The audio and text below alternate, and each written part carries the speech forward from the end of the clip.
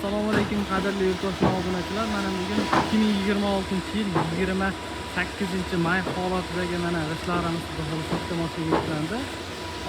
Bu tomondagi Kamazimiz Asaka tumaniga, Asaka shahriga domga boradi, bir shlenerdan tashlab berishgan.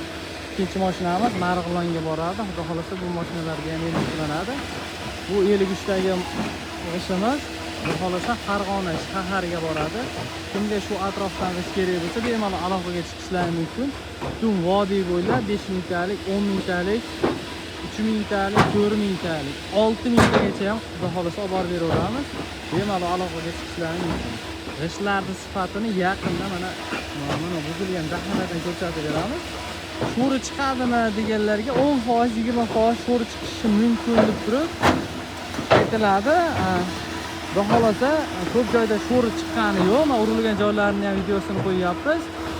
Lekin shunda ham 10%, 20% sho'ri chiqishi mumkin deb turib olib borib beryapmiz. Mana ishlarimizni xumdonni ichida holat ko'rsatishlar, ishkaligi ham o'ta a'lo darajada, sifatlari zo'r. Shunga mana bunday qilsa kerak bo'lsa, bemalol aloqaga chiqishlari mumkin. Shu vodiy bo'lib yetkazib beramiz. Mana bu tomonda xom g'ishtlarimiz bor. Xom g'ishtlarimiz ham xuddi shu razmerida. Kimga kerak bo'lsa, joyida 380 so'm kelib olib ketaman deganlar bemalol bir kun oldin telefon qilishib qo'ysa, ertasi kuni yuklovchilar tayyorlab bemalol yuklab berishingiz mumkin. Texnikam yo'q deganlarga Vodod, Rishton, Oltiariq, Buvayda, Marg'ilonni kirish qismlarigacha xudo xolasa g'ishtlarimizni yetkazib beramiz.